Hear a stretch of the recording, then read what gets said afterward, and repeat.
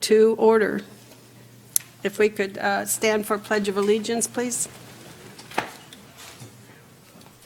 I pledge allegiance to the flag of the United States of America and to the republic for which it stands, one nation under God, indivisible, with liberty and justice for all.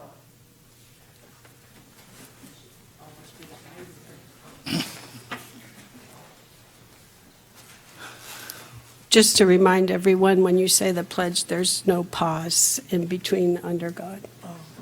It goes straight through. There's no pause. I would like to take a minute for a moment of silence. If you could join me.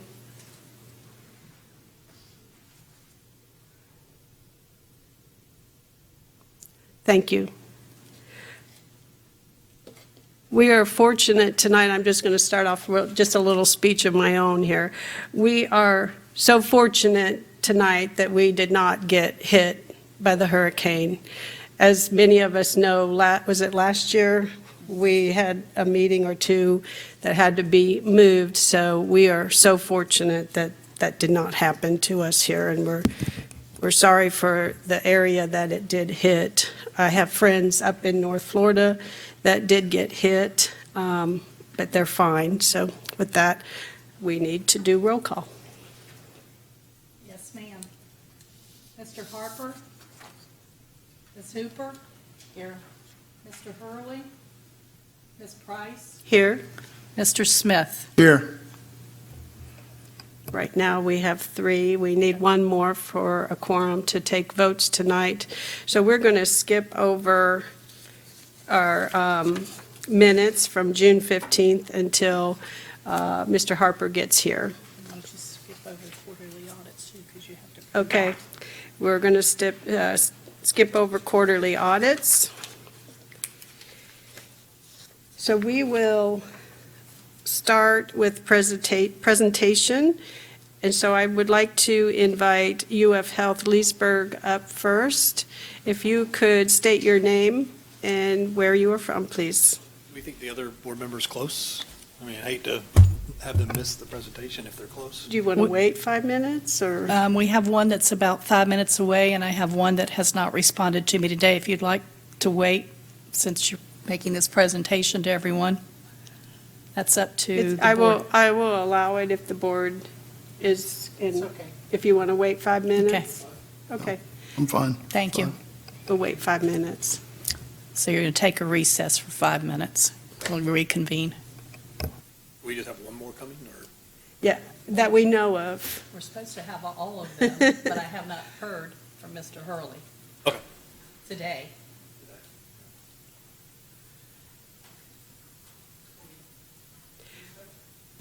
We're recessing for 5 minutes. Okay, we're going to go ahead and get started. Again, we've already called the meeting to order. Do you need to do another roll call just to be? It's easy to, okay. Mr. Harper? Ms. Hooper? Here. Mr. Hurley? Here. Ms. Price? Here. Mr. Smith? Here. Do have a quorum. Thank you. So we're going to go on. We're going to start at the beginning, if that's okay with you, Mr. Braun. We're going to do the presentation and approval of the minutes held from the meeting held on June 15th. Do we have any additions or corrections?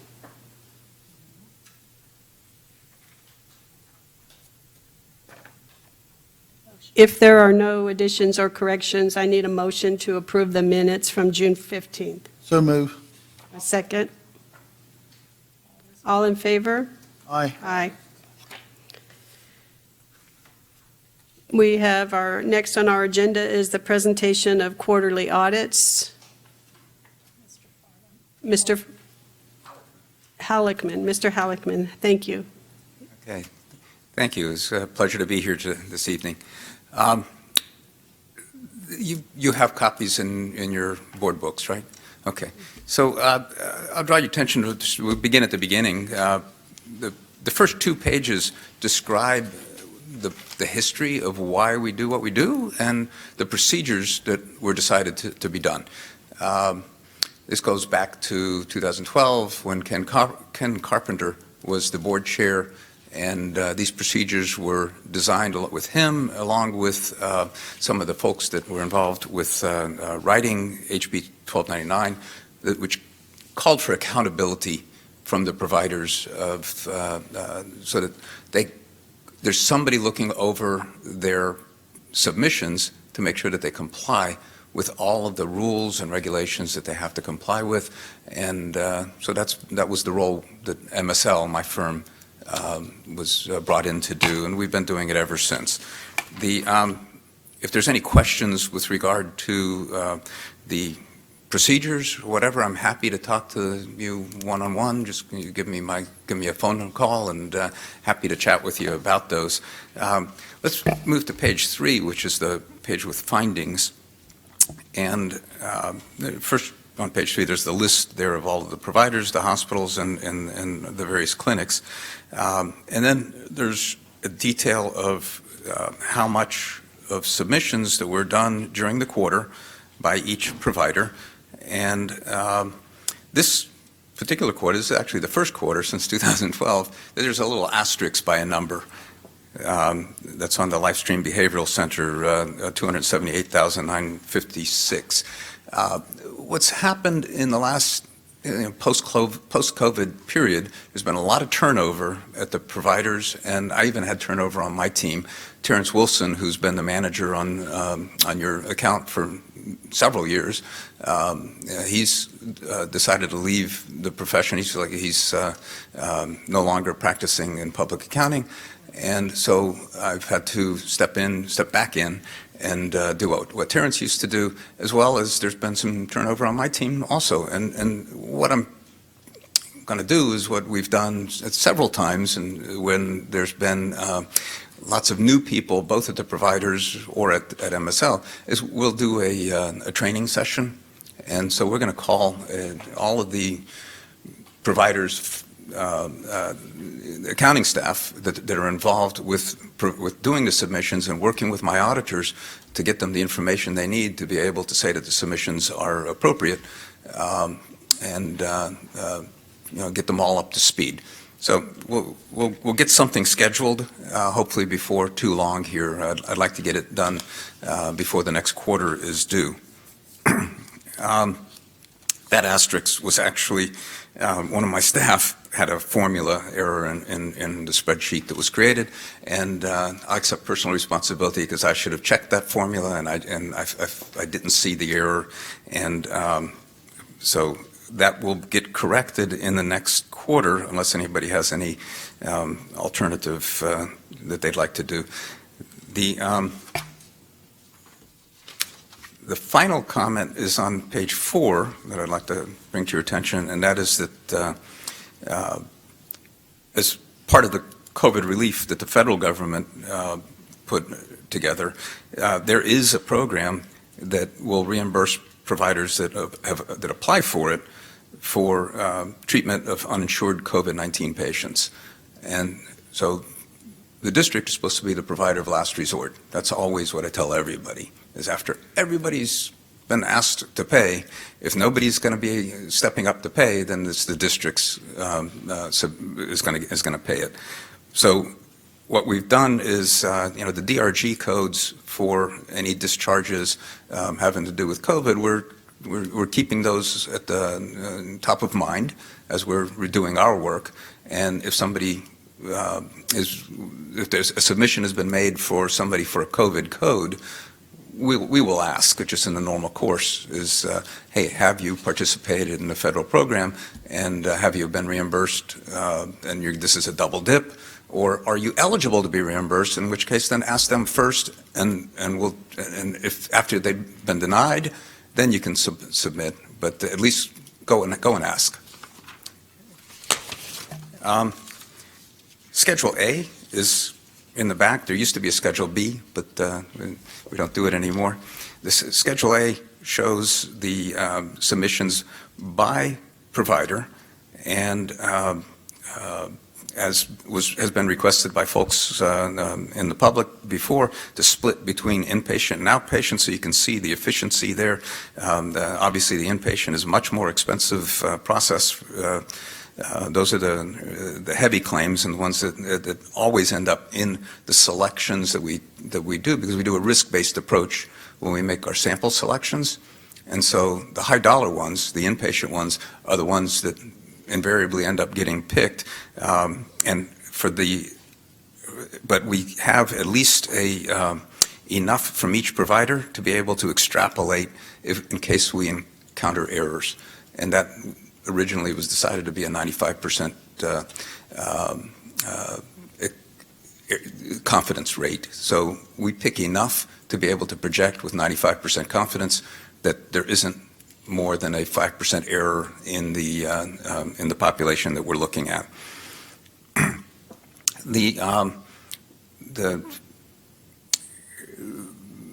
You can see that there's some providers that have that still have amounts remaining in their budget, and we expect that that will be fully consumed in the quarter ending September. Yeah. Any questions? Thank you. Do you have any questions, Mr. Hurley? I have a few. Sure. If you pardon me asking, being new on this board and not knowing. Speaking. I'm hard of hearing, and Okay, is that better? that is. Thank you. I just wonder, paragraph 2 on page 2, you interviewed provider personnel.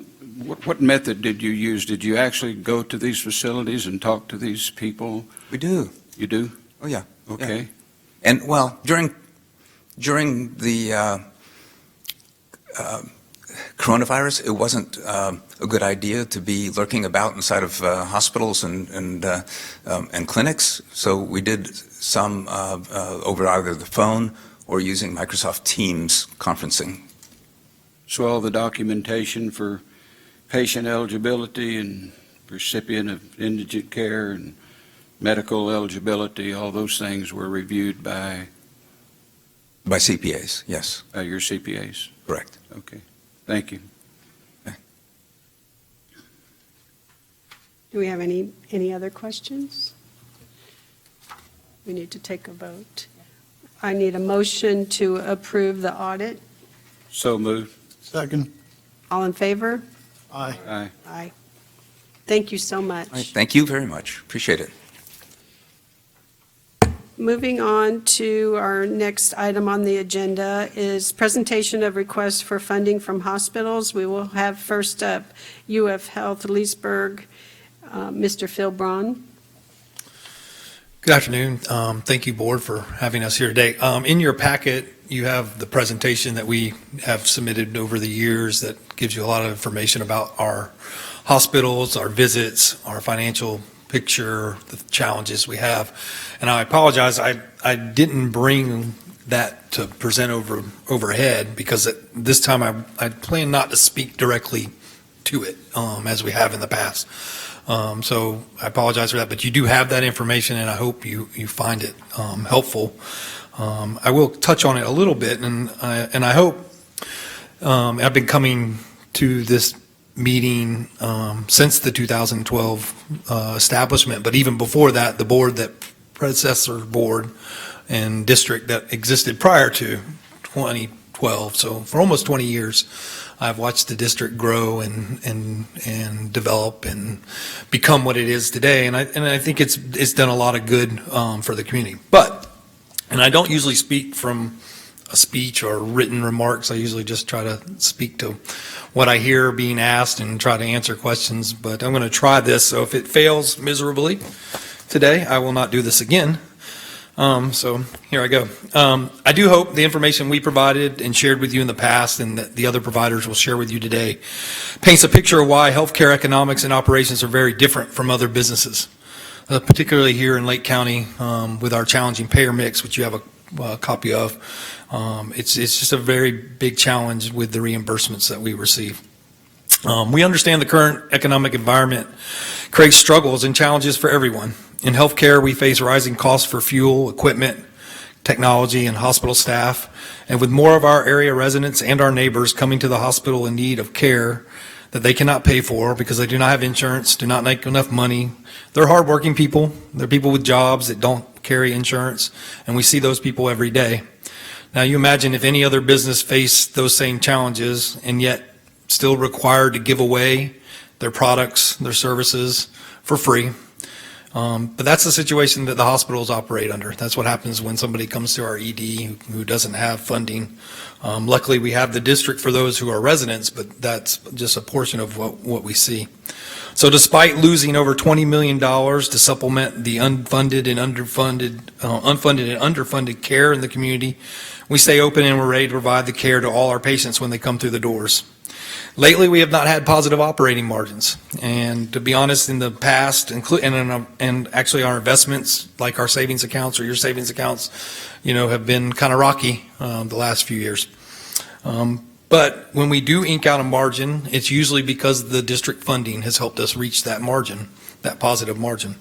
And with that money, we reinvest in new or upgraded services, diagnostic technology, healthcare programs, replacing equipment, staffing costs, and a long list of other needs.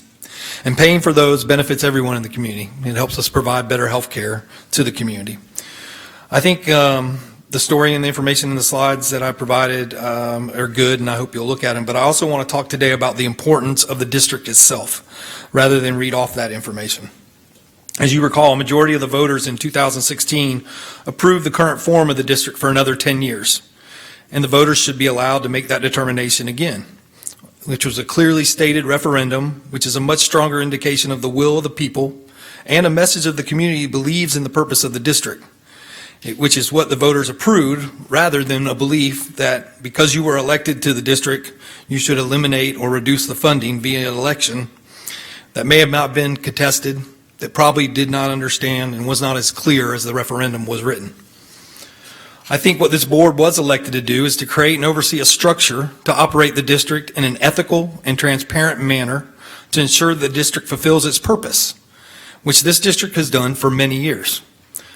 I'd like to read that purpose as it was written in the legislation that was approved by the voters in 2016. The public purpose of the district is to provide a means to pay for indigent care provided in accordance with this act. Indigent care may be provided to the residents of the district in accordance with this act through the use of healthcare facilities not owned and operated by the board. The provision of such indigent care is found and declared to be a public purpose and necessary, it says necessary, for the preservation of the public health of the residents of the district. I don't think it was an accident that they did not say the preservation of the public health of the indigent residents. I think they clearly knew that this district's purpose and the funding that is being provided by this district helps all the residents of Lake County. And that is why they said necessary for the preservation of public health of the residents of the district. Over the last few years, there have been a vocal minority of the community and members of this very board who do not provide solutions or ideas to further the important purpose of this district. Instead, they want to take away the funds or even eliminate the district altogether. I think the people should decide if the district remains in place, and they'll have that opportunity in 2026, not too far from now. And I think we should let them have that vote. And until that vote happens, I think the district and the board should safeguard its necessary and important public purpose by funding the care provided to residents in need. And in safeguarding that public purpose, you provide a great relief and help to your struggling residents and neighbors. And yes, as stated in the purpose, you currently do so through the use of healthcare facilities not owned or operated by you. And why do you do that? Well, I think you do that because it's the most cost-effective way to provide the care. And I've said this before about this model. I said that it should be duplicated, not villainized. This model is a good model. It is way more transparent and holds way more accountability, as you heard from the auditors today, than many other ways that other communities and counties in our state fund this. You often point out that this district is unique and there's not that many of them. Well, that doesn't necessarily make it bad because it's unique or different. I mean, it could be that it's probably better, but the other counties have too much bureaucracy to get in the way to do something different and try something like this. The other piece to that is some of the ones that do fund it, they do it through P cards and other insurance mechanisms that the county will fund or a district like you will fund, and then all that administrative cost is put on that district and put on that funding. And what I would tell you is that this is the most cost-effective way, the way we do it, the way you reimburse providers who are already provided the care, who have already done the qualifications and the information and taken that burden off the district to qualify these folks so that their bills could be paid. And it's a strict criteria. And by the way, you pay all that care without a markup, without any profit. It's simply the cost of the care that was provided to that resident. So I do think it's a better way. In addition to helping our friends and our neighbors in their most vulnerable time, there's a strong economic benefit to the community by having strong healthcare options, strong hospitals, the clinics for employees and their families, and the business attraction that comes with that. You know, we all know that you got to have schools, you got to have land, but you need to have hospitals. That's what brings businesses to communities like Lake County. And there's a lot of effort going on for economic development in Lake County right now, and having to be able to tell prospective businesses that will bring jobs in the hundreds and thousands that you have good quality health care. And look what we do for our residents here. When your employee comes here, when you bring in that new employee, there's a district there for those who don't have the means to pay for their health care. I think it's really important. I think it gets left off too often about how important the economic driver that hospitals are. I don't want to forget about the clinics. The clinics are important, and you should continue to fund them as you do today.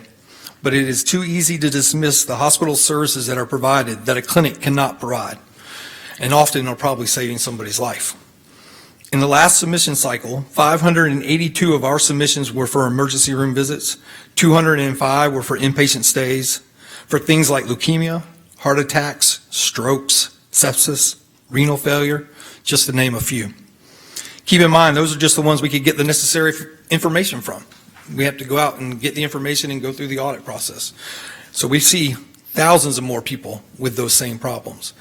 And unfortunately, you know, clinics aren't going to be able to be there for you for your heart attacks. And hospitals are required to provide this care, is true, regardless of the effect it has on their financial condition. Finally, keep in mind how the district funds impact a person who needs health care, but has no insurance or any means to pay for it. A North County residents in this situation want to pay their hospital bills. They got a service and they want to have it paid. The funds that you are able to reimburse us with take the burden away and let them focus on healing and other life priorities rather than a billing department or a hospital debt. You know, prior local delegations, legislative delegations, and boards of trustees understood the importance and the need to help support the community health care. It was with great foresight that the North Lake County Hospital District was created. District funds have allowed healthcare services to grow and provide care to everyone in the community through several community clinics as well as hospital providers. It has provided opportunities not only to care for the needs of the community, but it has created jobs, attracted businesses, and provided economic stability in a community where there is little commercial industry. Furthermore, it has allowed residents like me and your family and other families to obtain the best possible care without having to leave our community. It is unfortunate that a small group on a crusade have brought such negative attention to a great partnership between the providers and this district. In closing, we anticipate the need of the providers will be more than the total amount of funding that will be available, especially with the reduction in the millage.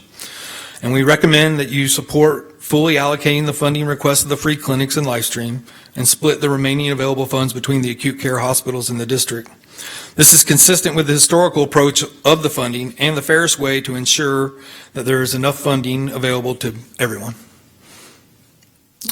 And, you know, I think in the packet you'll see we came very close to getting the full 2.7 that I think, or 2.8 that was allocated to us. So we certainly have room for more, and we think the need will continue.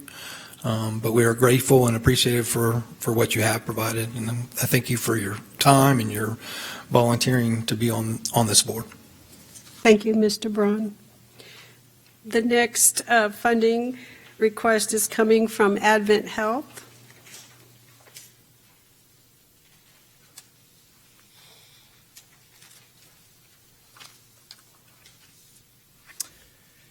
Good evening. My name is Abel Berry. I serve as President and CEO for Advent Health Waterman. I want to thank my colleague, Phil, for articulating a lot of what I wish I could say as well as he does. But I want to thank you for the opportunity again to speak here. Unfortunately, the dialogue around this issue has devolved into less productive discussions around people, corporations, salaries, etc., and has forgotten what is at the heart of what this board is here to do. So from the onset, I want to state clearly that I am very thankful and appreciative for those of you who have taken the time to study the issue, stayed focused on the uninsured, and have decided to be supportive of the taxing district's work. Much of my comments next are, however, directed really towards those who appear to fundamentally misunderstand what this board does, which I'm glad Phil has really articulated, but that is where I'm going to be focusing. My hope is to provide some clarity and some public information. I want to begin by reading from your website what your legal and primary responsibility is for being on this board. I quote, "The North Lake County Hospital District is an independent special district that was created by the legislature to provide a means to pay for indigent care delivered by local hospitals and clinics."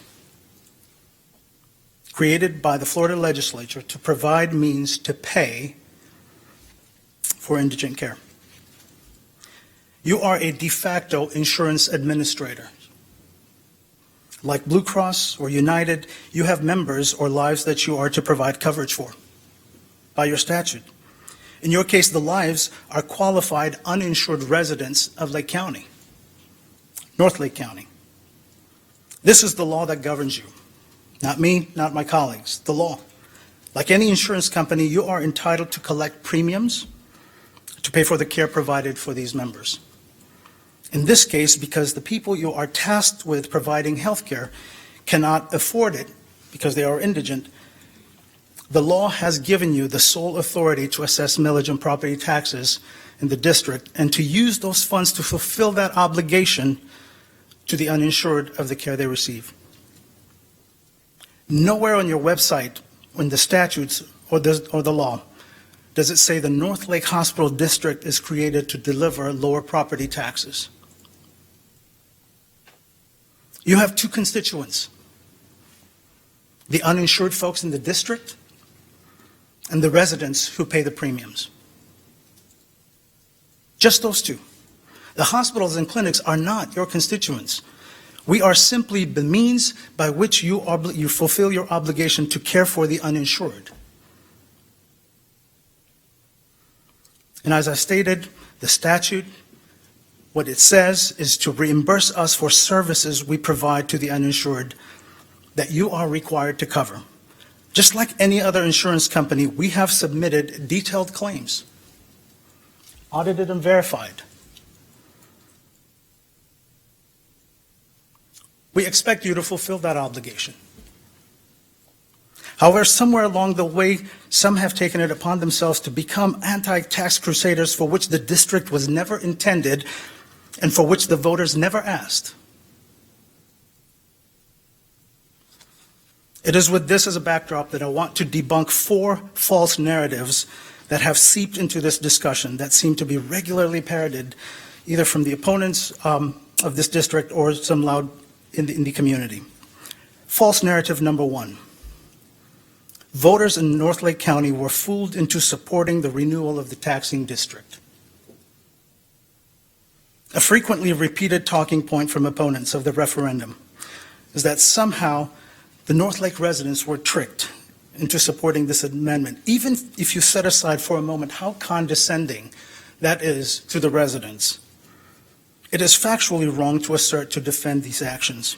The opponents of taxing district crafted the language that ended up on the ballot. In fact, the very reason for the referendum is that opponents believe that if they brought this directly to the residents, they would vote to eliminate the district. Turns out they didn't know their neighbors very well, because 60% voted to keep it going. In the free market of competing ideas, the residents of North Lake County chose to impose a small hike on their property taxes to help their less fortunate neighbors. And like the cynics who assumed that given the opportunity, residents would always vote for self-interest, they instead chose selflessness and self-sacrifice. Contrary to a dogma espoused by opponents, most of North Lake County residents still see themselves as their brother's keeper. Based on the average home value of North Lake County, the impact to the average property tax bill is roughly $10 to $12 a month, about $120, $140 a year. Is that a lot of money? Yes. It is for those who do not have the means for which this board is designed to support. However, for 60% of North Lake residents, by their own vote, it is a manageable expense. It is a small burden that they have chosen to carry. That's what makes their commitment to fund indigent care even more special. It is their gift to their neighbor. They give because they care, not because it's insignificant. It speaks to the heart of a community that rejects cynicism and declares some things are bigger than a tax cut. False narrative number 2. The hospitals and clinics are here for a free handout. We are not. Are any of you prepared to challenge the claims we have submitted to you for payment that have been audited? For care we have already delivered. Mind you, audited claims by independent auditor that you, the board, selected. You are welcome to interject opinions, but you are not welcome or entitled to manufacture non-existent truths into this dialogue. We have held up our end of the bargain. We have taken care of the community. Now it is up to you to fulfill your obligation. What you are doing is what we all collectively find despicable about insurance companies, namely refusing to pay after service has been rendered. And if you choose to defund this district, that's exactly what you're doing. False narrative number 3. We just need to fund the clinics. That's adequate. This is another talking point that has found its way into the bloodstream of this dialogue, and it bears no resemblance to reality. Clinics are wonderful things. They are not a substitute for a hospital. They are just like your primary care physician's office. When was the last time you went to your primary care doctor at 2 a.m. for care? When was the last time you got a surgical procedure at your primary care physician's office? When was the last time an ambulance rushed you to your primary care in the midst of a heart attack? Which primary care physician's office has a full cath lab staffed with an interventional cardiologist to intervene? When was the last time you went to a primary care physician to have a vascular surgeon remove a clot or an orthopedic surgeon fix a broken hip? How about cancer care? When was the last time you got radiation or chemotherapy at your primary care physician's office? In what universe have we come to equate primary care as a replacement for a hospital? And what I mentioned is not even an exhaustive list. What is your solution for what I just mentioned? That's the task that this board has. That is not our task. That is yours. What is your solution for that? Every time you suggest funding the clinics but withholding funds from the hospital, what exactly is the alternative? I will submit to you that to those who argue this false equivalence, you would not go to your PCP in the midst of a chest pain or a stroke. You are going to a hospital. You know you are. Which is why it seems absurd that we would think PCP is an adequate solution for the uninsured in the absence of a hospital. What you would not do for yourselves, yet here we are, about to decide something so consequential, and yet with little grasp or appreciation for the consequences. Certainly not your fault for not having full command of healthcare and its nuances. I've done this for 3 decades. I'm still learning. However, you have had plenty of opportunities presented to you to learn, to understand, and to put forward solutions that will make a difference, and yet you have not. Instead, you have dangled the prospect of a monthly property tax savings equivalent to 2 gallons of milk from Publix. False narrative number 4. We don't need to pay the hospitals. They are required by law to provide care. This is in fact true, but very incomplete. Here's the full context. In 1986, Congress passed a law and President Reagan signed EMTALA, Emergency Medical Treatment and Labor Act, which effectively says hospitals must take patients that come to the emergency room and treat them regardless of their ability to pay. This wasn't done not because everybody did it, but some hospitals did that around the country, and so Congress remedied that.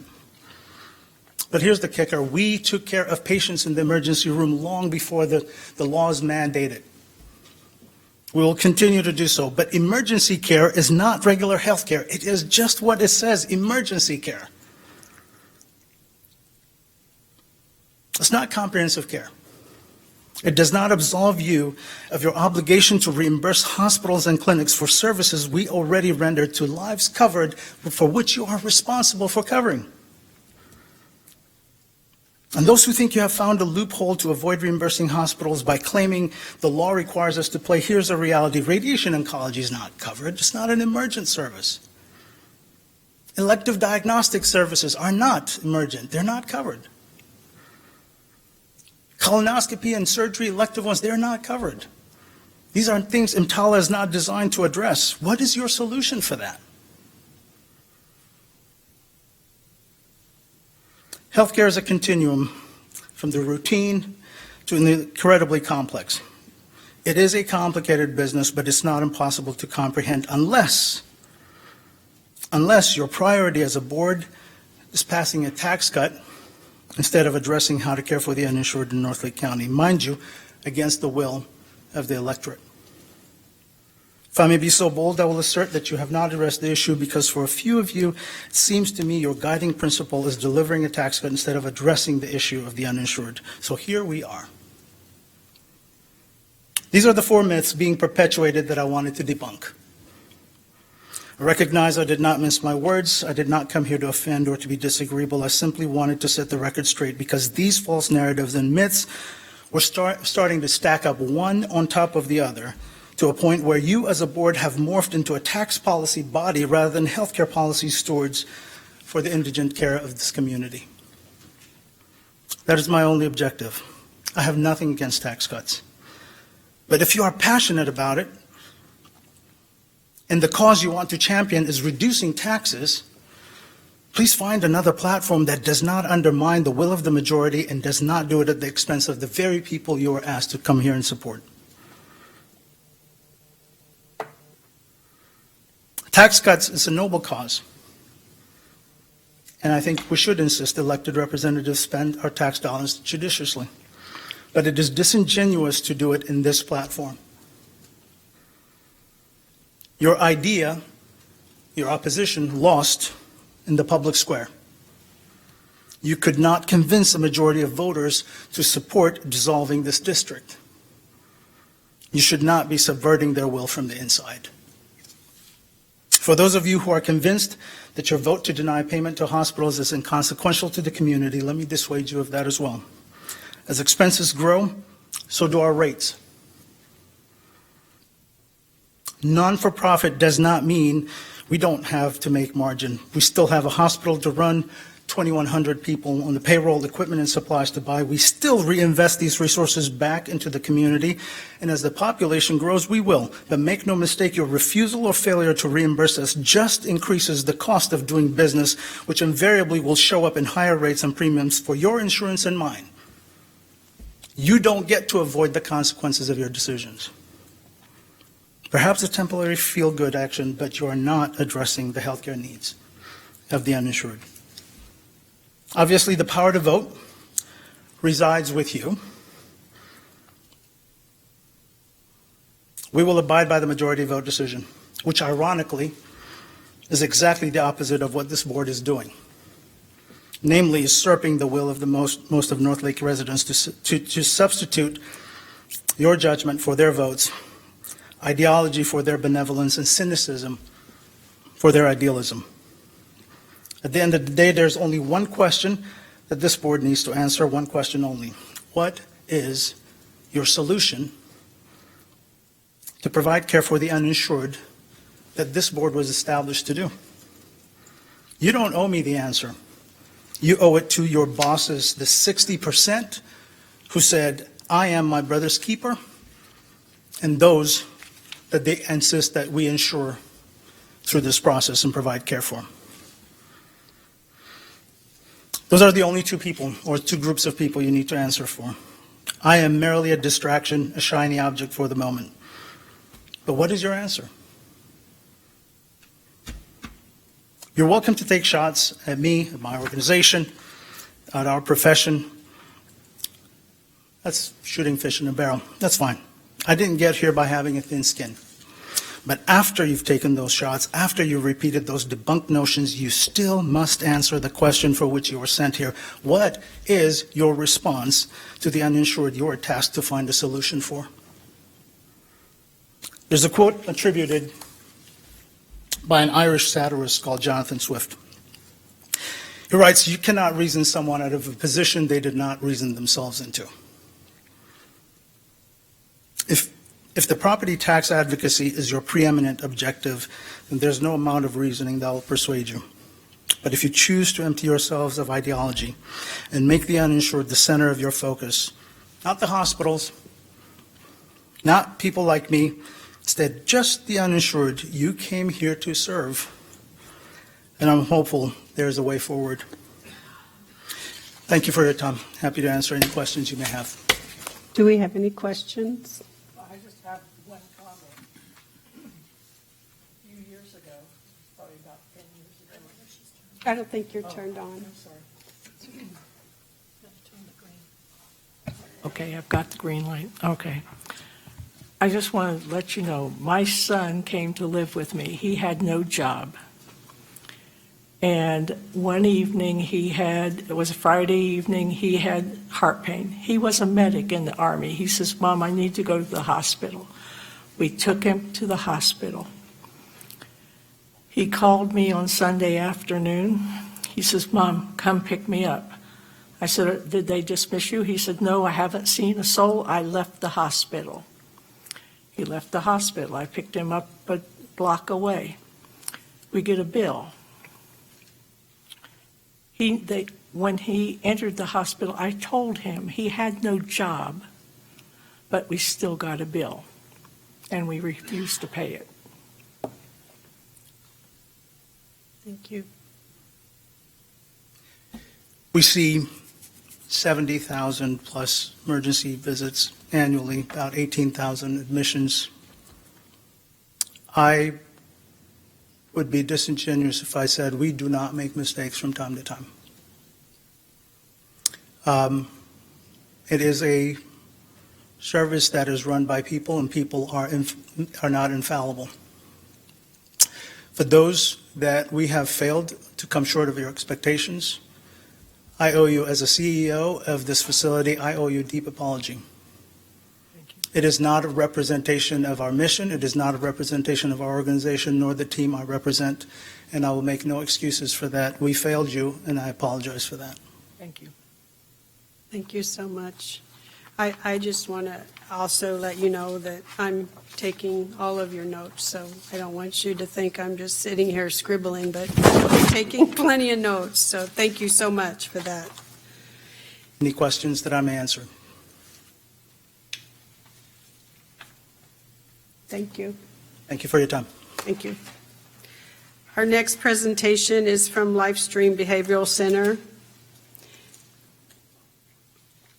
When you come up, if you could state your name for us. Jacob Temple, Hospital Administrator, Vice President of Acute Care Services for Lifestream. So I'm definitely honored to be here, so thank you for having us. Obviously, I'm extremely passionate about behavioral health, mental health. It certainly saddens me when I read and hear all of the information about, and for instance, in 2021, over 48,000 they died by suicide. So it's just really disheartening when you hear that year after year that we still have these dilemmas. And so one of the reasons why I came to Livestream, because it's just extremely passionate about how they serve their community.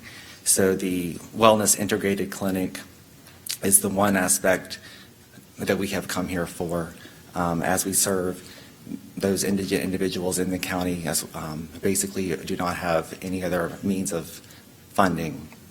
And we served 313, basically the 53,000 plus, for just North Lake County alone. And then also we have our hospital. So our inpatient hospital, which offers services under the acute care, the Baker Act. We often have patients who are admitted through the Marchman Act involuntarily or voluntary for either their substance use or their mental illness. So certainly, I'm there obviously several days a week, and you just see the multiple persons that come in, also spanning through a child to also our geriatric. And what we're seeing, the growing population certainly is our elderly individuals, and which of course aligns with the statistics that the 85 plus, is the highest group of the suicide rates. So in the hospital alone, we've served over 4,000 individuals last year. And with that, as far as for North Lake County in particular, we had 428 individuals who spent 898 days in the facility. So we spent about over 859,000 plus on that cost. So, total together was over 1.2 million. And that's what we're asking for, again, is the same amount, the 1.2 million. It is an 86-bed hospital. 20 of those beds are allocated for our children's CSU. And, sadly to say that it is ages, 4 years and up. So it's hard to imagine somebody of that age being admitted involuntarily. But we do see often children who are in the adoption arena as well, and some parents who do abandon their children at our facility. And we do have to make sure that we provide them a new home, a new safe home. So just, just honored to be here again. I definitely am honored to be a part of Livestream. I feel that the services they offer are truly amazing. I've seen them firsthand every day that I'm at work. It's really impressive what we're able to accomplish with the resources. And so it's definitely a much needed service that you all have supported in the past. So I'm definitely optimistic that we'll continue to make sure that we offer those inpatient services in the hospital for all ages, 4 and up, whether it's mental illness or substance use, as well as at the WIN clinic that we have, which offers the outpatient services. So that way they hopefully aren't readmitted again, because certainly we're always aware of trying to avoid rehospitalizations. And actually, many of the hospitals here, I get calls every day, are definitely looking for us to accept their patients out of their emergency rooms. So those patients that are brought to them by the police or other means, once they're medically cleared, then obviously we get the phone call, we need you to offer that service. So we definitely have the pressures of those that walk in off the street, those who in law enforcement bring them to us, and our local hospitals that are in their ER. And we realize that being in the ER is not the ideal environment. It's much safer to be in our hospital, which is designed, obviously to keep patients safe. So we definitely partner with them to make sure that we help so that the patients that need medical care are in the hospitals and not necessarily those that have behavioral health needs. So I don't want to give you a big, long speech, but certainly I just wanted to share with you our passions as far as being in the field, and that we offer a huge need, and you have supported us in the past year after year. And so we're just happy to be here and keep providing those services. I'm sorry, I did not catch your last name. Oh, a Temple. Temple. Yes. Okay, thank you. we have any questions for Mr. Temple? I do. Mr. Temple, I was curious on the opioid and fentanyl crisis. Have you seen an uptick in that in the last couple of years, or has it been pretty much the same or stabilized? Or It's no? interesting you said that. Certainly, it is definitely an epidemic. But what we're also seeing is, because of the cost and so forth, that people are becoming more creative with their substance uses. So even xylazine, horse tranquilizers, there's other means that we're just like, wow, how is this even happening? So we're seeing substances that weren't even previously on our panels to even test for, K2, some of the other substances. So to your point, it's yes, we have seen definitely rises in that, and we are also seeing rises in other substances that we were not necessarily expecting, that we're now having to try to figure out how to care for them appropriately, because when they're using these tranquilizers and other means of substance, just making sure that we offer the same level of care. So thank you for asking that. Welcome. Thank you. And I just wanted to make a statement. I have a young lady that doesn't drive, and I have driven her to Lifestream a number of times. Okay. And she's even stayed a couple of days at one of your facilities over there. And I just wanted to thank you, because she needs the help. Mhm. And you seem to be calming her down and Oh, good. getting her. That's back the goal. to normal. That's certainly. So, yeah, I was taking her all the way over to, Ocala, to a doctor there. And I told her, I just can't keep taking you over there, so. Yes, We well, found you. Well, thank you, and kudos to you for doing that, because a lot of our stressors are that we have your residents a lot of times that we're trying to offer services to, and it's like, how do we provide true wraparound services? Because they need transportation, they need their medications refilled. What good is it that if they're in the hospital and we write you a prescription that you can't get filled? And so just trying to make sure that they leave with all the tools in their tool belt to be successful and hopefully not have a readmission. Thank you. Mr. Temple, and probably some of the other care providers, what are you seeing in the illegal immigration care needed in here? And are you reimbursed for those expenses, or how is that reimbursed to you for a non-U.S. citizen? That's a great question. So they would essentially, fall under the kind of self-pay, if you will, which means there's not going to be reimbursement. So we definitely are trying to capture that data as far as, how many illegal alien, care is captured. Mm. But as far as the funding goes, it's you may or may not receive, because obviously if you can't make a claim based on a Right. provider, you're essentially not receiving. Thank you so much. Thank Any you. other questions, or we can, thank you so much, Mr. I Temple. appreciate it. The next up on our agenda is going to start with the clinics, Community Health Centers Incorporated. My name is Mark Dickinson. I'm the Vice President and Chief Financial Officer for Community Health Centers. And I won't be as fiery as Mr. Braun or Mr. Beery. But the sole purpose of our organization is to, take care of those folks who are, less fortunate than others. We see everybody in our health centers. People with no insurance, no money, all the way up to fully insured patients. So we take everybody. But our goal is to keep people out of Florida Hospital or whatever it's called now, or Leesburg Regional UF Hospital. That's our goal. They talk about emergencies, and they're completely correct.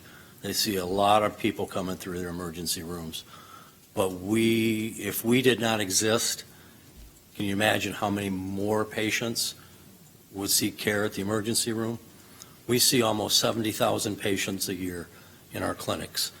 And now, yes, we have 5 centers in Lake County, 12 in Orange County, and 2 in the North Lake County District in Leesburg and Tavares. But I can tell you, the care that we give, and you can see I've laid out all of the services that we provide for our patients so that they don't have to go to the emergency room.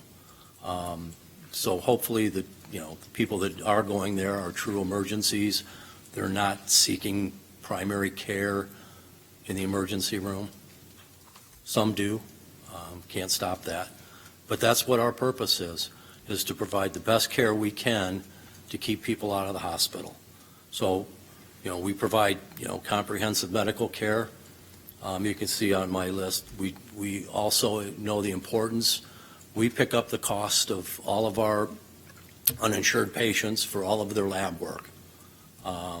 Yes, we have some good contracts with LabCorp and others that allow us to do that, but there's still a huge cost to us. But it's very, very important that, they see the provider and they walk out with no lab work. Well, how good is that? Or we have pharmacies in our sites so that we pass along our savings from our 403B or our 340B. I'm sorry, I get which is a federal program that allows us to buy medications at a lower discounted rate. The hospitals participate in that as well. But again, it's the same thinking. Come to our pharmacy. We'll charge you just the cost of the medication and a small filling fee. And we know then we can monitor the patients. We can make sure that they're taking their medications, they're getting their medications. I'm not sending them out the door with a prescription to go to, CVS or Walgreens where they're going to pay literally, 10 times the amount that we charge for the patients. So, we take that burden off of the uninsured. We do provide, and we're not in competition with LifeStreams or anything, but studies have shown that 60% of the patients that come through the doors of a federally qualified health center need some sort of behavioral health services, whether it's just getting through, some, single mother with 3 kids that, is getting beaten down by life every day. We do provide counseling for that.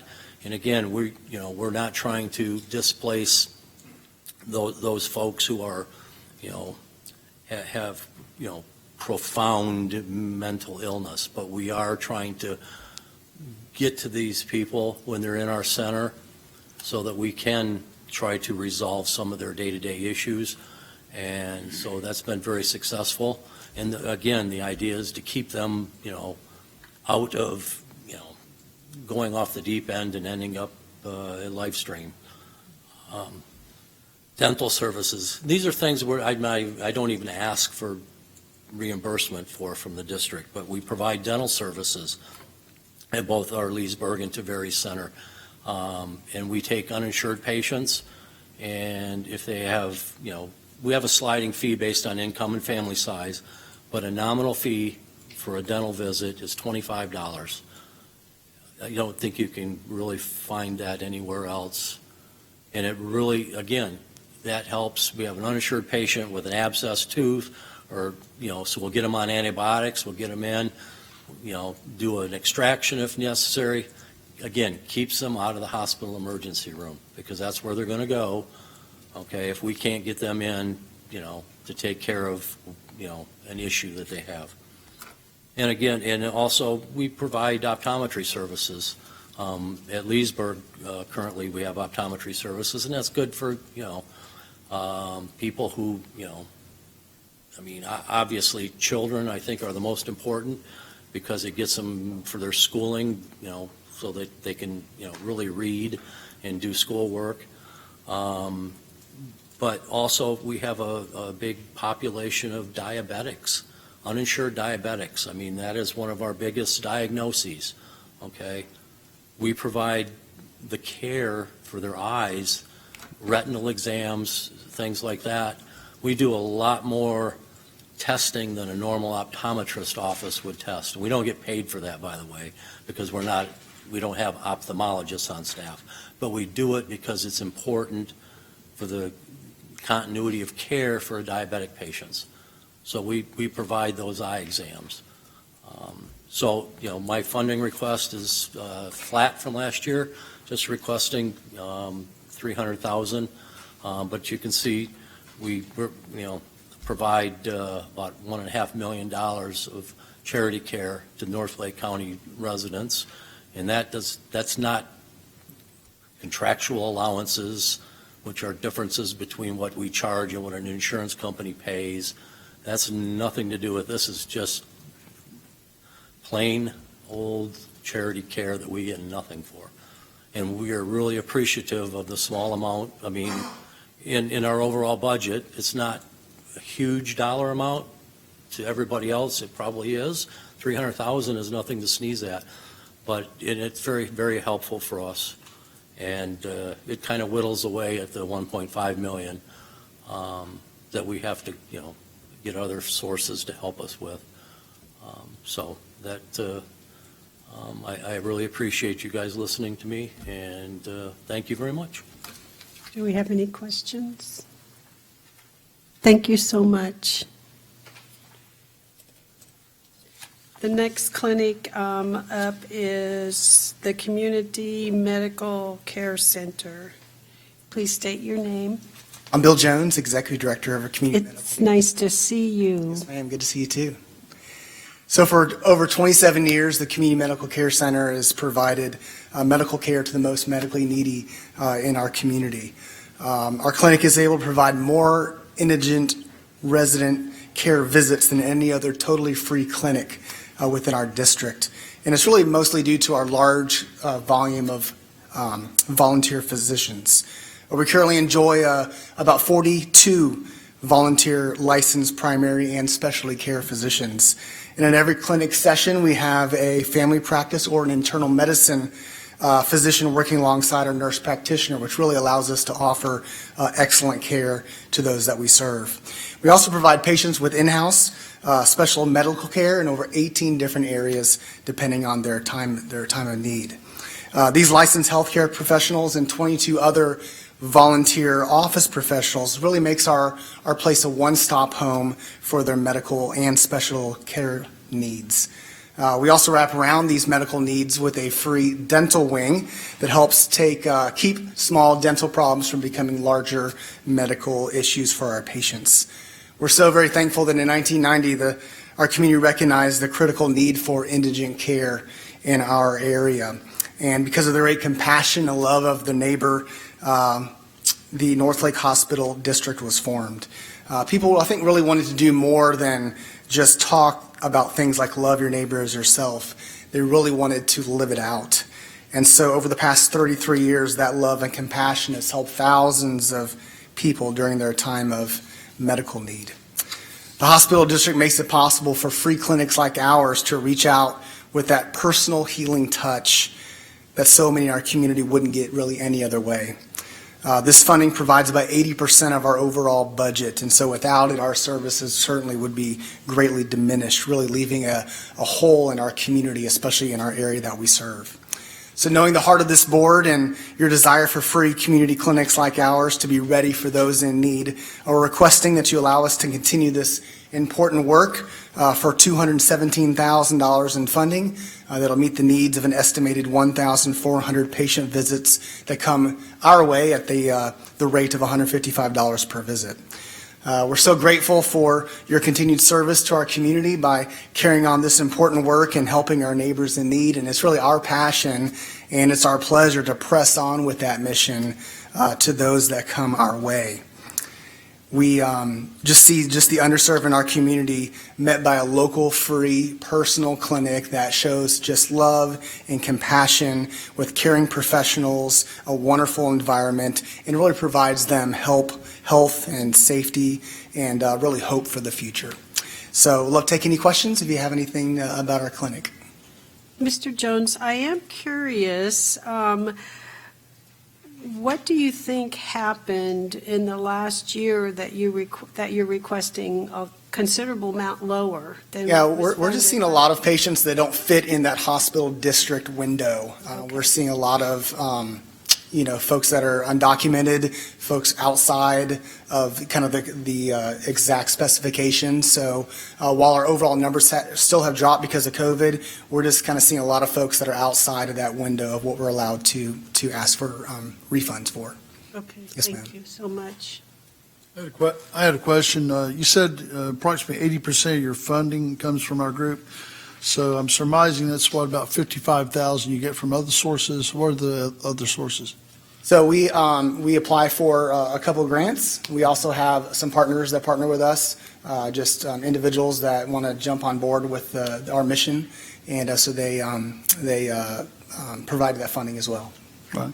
Yes, sir. Has there been any thought that if, God forbid, some of this funding goes away, that you would increase that and having different types of fundraisers like some organizations have done very successfully? Certainly, yes, sir. And we have some of those planned, and we're always looking for other opportunities to have other partners that come that want to partner with the work that we do.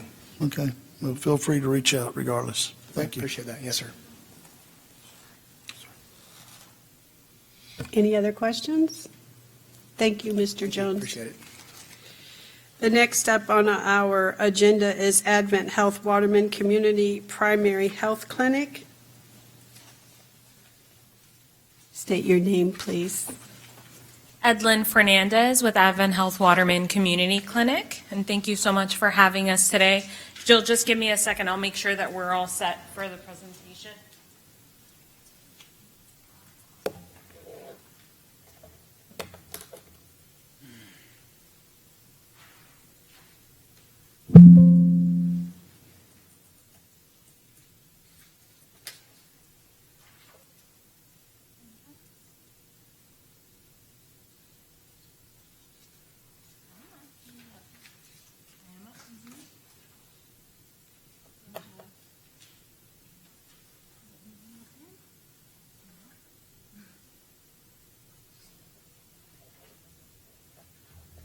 Disconnect real quick.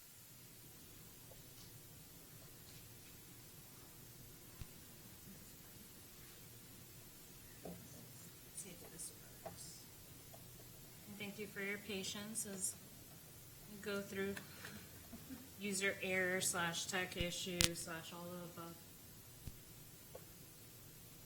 There we go. Okay, well, I mean, we can work with this. No, the videos won't play. Okay.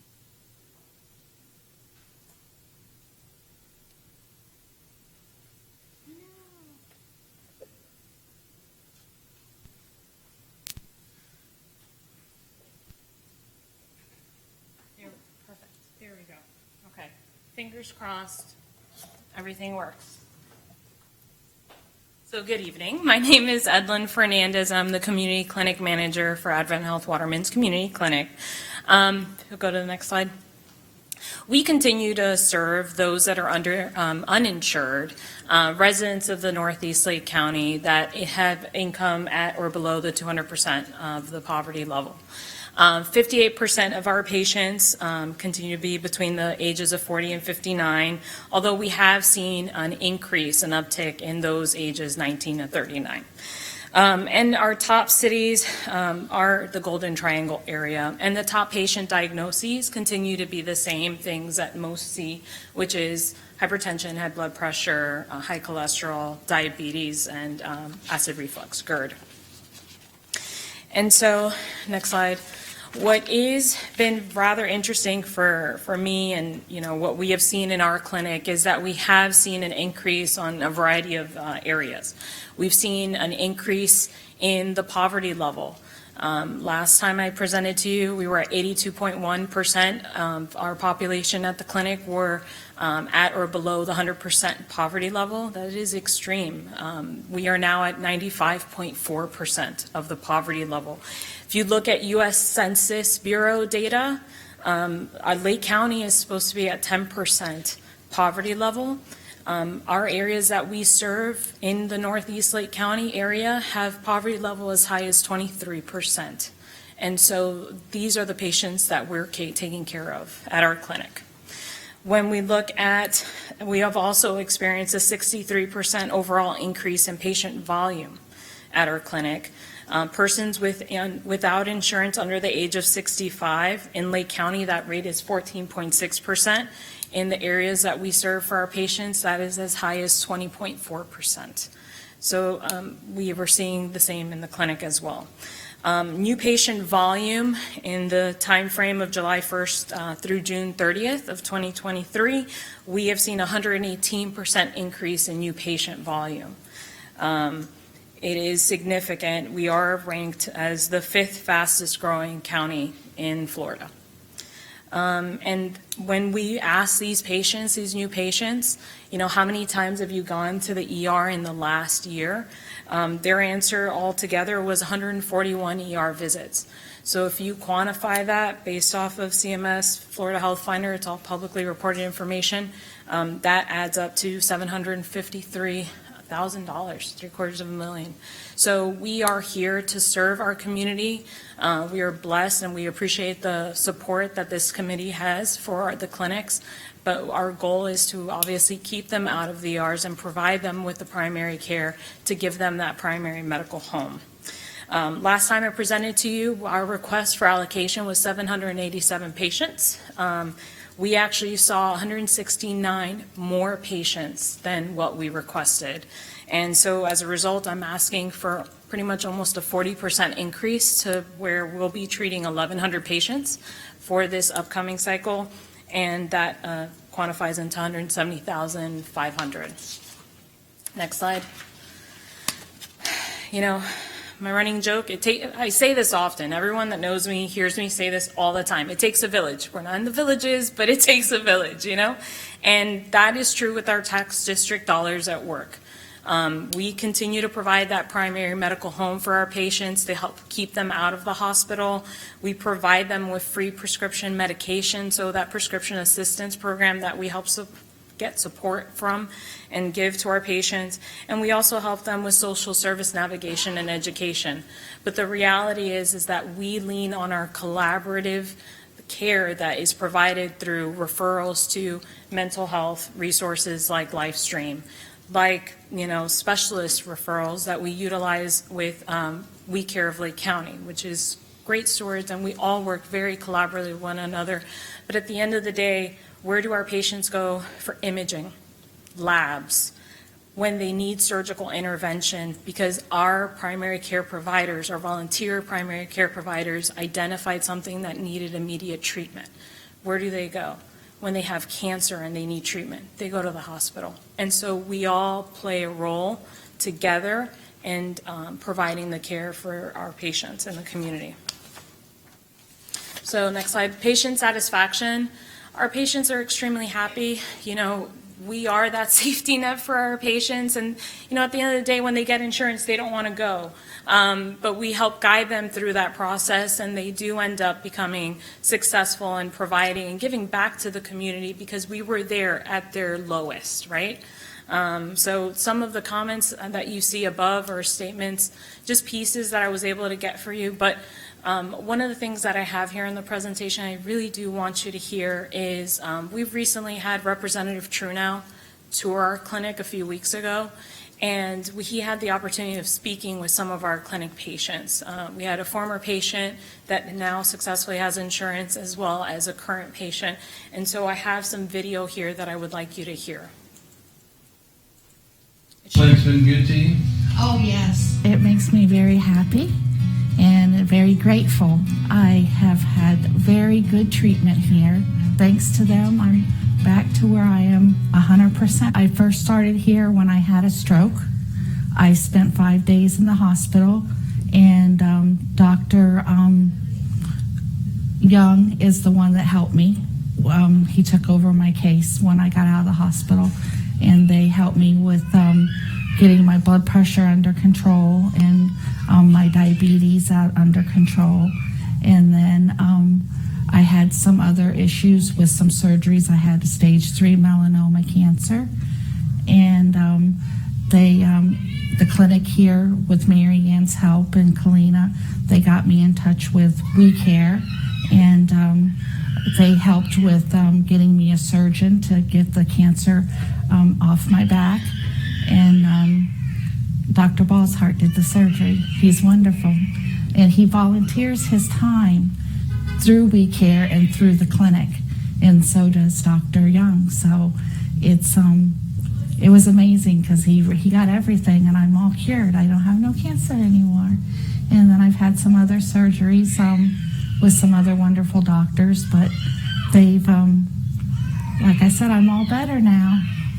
That's awesome. Makes me very happy and very grateful for everything that I received here, because it's all free. I mean, and if I had expensive medication, they went beyond and made sure that they contacted the manufacturer so I could have the medication that I needed. But they did very well with me, and I would come in and pick up my medication and go home and take them. You know, how many people say that they got the care, but they can't get better because they can't afford the medication to help them?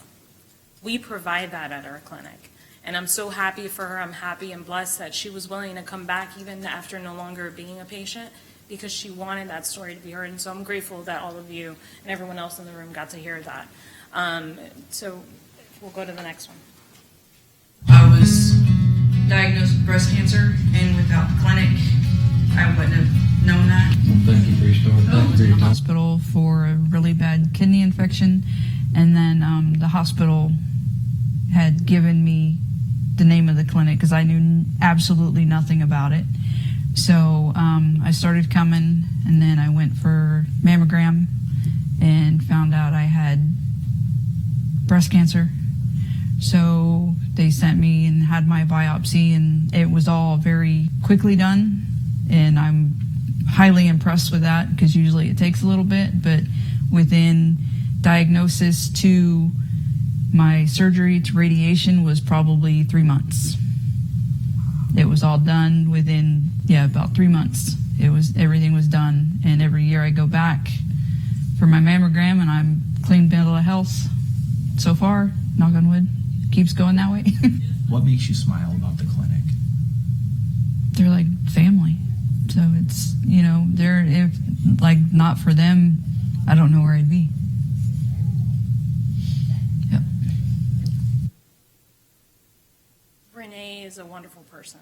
She very skittish and shy, so the fact that she was willing to share her story is very appreciative on us. But also wanting to convey the fact that when she got diagnosed with breast cancer, she was 44. And we were able to be there for her for an unexpected moment. She had a kidney infection, she showed up at our door, and we were able to wrap around. We talk about we're here for what we can for primary medical care home, but we were able to collaborate with our resources, with We Care, with specialist care. She got radiation treatment. She got her surgical treatment that she needed, and she's cancer-free now. It is a blessing. It is the stories of these patients. I am blessed every day that I work there, and these tax district dollars help support this care.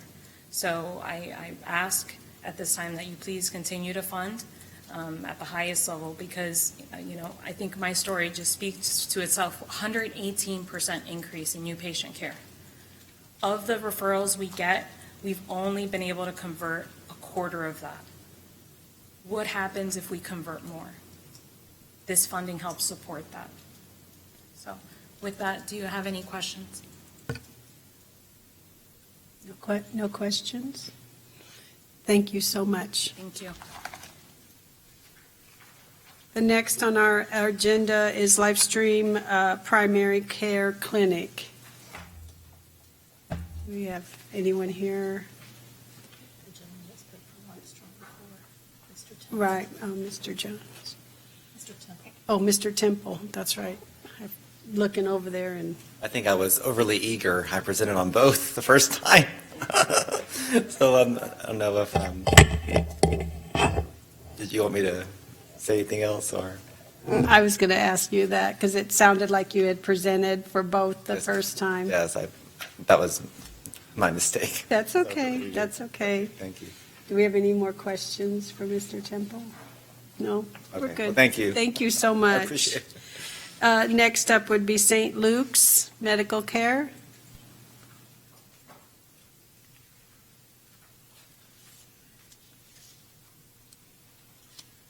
Good evening. My name is Gary Tester. I'm president of Catholic Charities of Central Florida. St. Luke's is one of our medical clinics that we operate throughout the Diocese of Orlando, which covers 9 counties. You've heard much tonight in terms of the incredible work that's done both at a hospital level and a clinic level through the support that is provided by the taxing district. Our clinic is a very simple and humble clinic. We ask for $37,200. We have approximately 18 healthcare professionals who volunteer their time for us, both in terms of medical and dental services. We operate with low overhead. We operate on the campus of one of our Catholic parishes in Eustis, which is the relationship we try and have for all of our clinics and, frankly, for most of our ministries. We provide, last year, we provided services to 295 clients. Out of those 295 clients, we provide a variety of primary care services, as you heard others talk about tonight. We also are blessed to be able to provide specialists who work in the areas of cardiology and podiatry to help individuals with unique needs. As I mentioned, we also have dental services. Those are critical. We know that dental health is very important to overall wellness and being, both in terms of physiological but also in terms of emotional and mental support. So we're very pleased to be able to provide those services. I note with intrigue that one of the questions that you often ask, and rightly so, is where does your support come from? Most of our support comes from individual donors and from Catholic parishes, specifically St. Patrick's in Mount Dora and St. Mary of the Lakes in Eustis, where we operate. We also rely heavily on individual donors, and then we rely on grants that we're able to receive. And frankly, we do rely on the services and funding that's provided by you to support us. We're grateful for that support. Our clinic is able to grow based upon the number of volunteers who are available to us. And so we diligently work on a continual basis to try and recruit healthcare professionals, doctors, dentists, nurses, nurse practitioners, physician's assistants, et cetera, who are able to give of their time to work with us. And those folks are miracle workers. Without their services, we simply don't exist. Your funding allows us to leverage all the support we need to run the clinics and to move things forward. For every dollar that you contribute to us, we raise about $5 just to operate the St. Luke's Clinic, and that's, as I said, one of our 5 clinics. And so I just come to you tonight to say thank you. I realize that there are significant issues that you must consider. I want to let you know that it is our privilege to serve people who come to us. We strive to be a medical home to those who have nowhere else to go. We strive to connect them to appropriate services whenever possible. But as we know in today's world and the society in which we live, more and more people are finding themselves at a position where they need help they simply can't obtain. And so we find our ministries growing, and we're happy to do that. We saw this year we're looking at about a 12 to 13% increase in the number of clients coming to us just at St. Luke's, and that is not our flagship clinic. Our flagship clinic is in Sumter County up in Wildwood, which is seeing similar growth as well. So we thank you. We will pray for you that you can discern the right decision to make in terms of these requests, and I'm happy to answer any questions that you might have. Any questions? And you are Mr. Tester? That is correct. Hey, Rick Harper. So thank you very much, all of you, for serving our community. So as you know, we have funding in place for the next 2 to almost 3 years, I think, and kind of your funding is $38,000. And my experience has been historically with grants. They're hard to come by. They're not easy to come by, and you have to have a grant writer that works that very hard. So are most grants at $40,000 or like $5,000 when you can win one? Yeah, it just depends on the opportunity, and quite frankly, in today's world, it depends on the population you're seeking to serve. We try and, I know this will sound silly, we try and not spend a lot of time on $5,000 grants because I can write 7 $5,000 grants and get 3 of them and be behind writing one good grant and for a larger amount of money. But quite frankly, we work diligently. That's why we work so hard with individual donors. That's why we work so hard to try and help others understand relying on grants is simply not the way for us to go. Right, yeah. Is there any other revenue sources that you see could be creative? If you did a bake sale, let's say this guy on the top here at Community Medical Center, if he did 30,000 people at $10 a piece at a bake sale, he might be able to meet his budget. I don't think there's any, I don't think there's any question that there are creative ways to do it. I think there's a matter of practicality. Yeah. The number of people who would have to be involved in creating a bake sale that would raise that kind of money, we just would find difficult. Correct. So that's why we work so hard to try and use intelligent means of creating funding opportunities for us, and quite frankly, telling the story of who we serve and how we serve them. If we have family members or friends who receive great medical care, we make sure that people know about that. And we think that's one of the things that speaks about our clinics and our hospitals. We work diligently to provide great service. We're open to ideas about how to create that funding, and I'm responsible for an agency with about a $22 million budget overall. Through all the housing and things that we do across 9 counties. I'm constantly dealing with the issue to raise funds. Yeah, so that's right. And on that point, is most time the people in your position are doing multiple jobs. Mm-hmm. And if you had to just earmark your time to raise another, I'm saying yours is 40 grand more, someone's going to have to you're going to have to find another creative person to come up to the plate and say, hey, I need to commit more. You do already 6-8 jobs, sounds like. Mm-hmm. So we stay busy. Yeah. What I'm saying is, some of these other funding requests we have, there's another $1 million worth of, free clinic care. It takes more than just going out and having an idea to it. You got to put it to work. It takes creative people to do that. There's no question. We have a team of folks who work with me just on the issue of development of funds for all of our ministries. Yeah. Okay, thank you. You're welcome. Thank you, Mr. Tester. You're welcome. Do we have any, I think that concludes all of our clinics that have asked for funding. Do we have anyone in the audience asking for, qualifying for monies? None? All right, we're going to go to, I'm sorry. Oh, I'm sorry, do we have any public comment? I'm sorry, I missed that. Anyone? No? Okay. Oh, it would. Oh, it was down. Yeah, I saw that. Okay, our next tab is our budget scenario worksheet. I do want to let people know that we are not setting a millage rate tonight. This is primarily a discussion of wants and needs. So I believe Mrs. Cotterson will present this proposed. This is just merely a worksheet showing the rollback rate.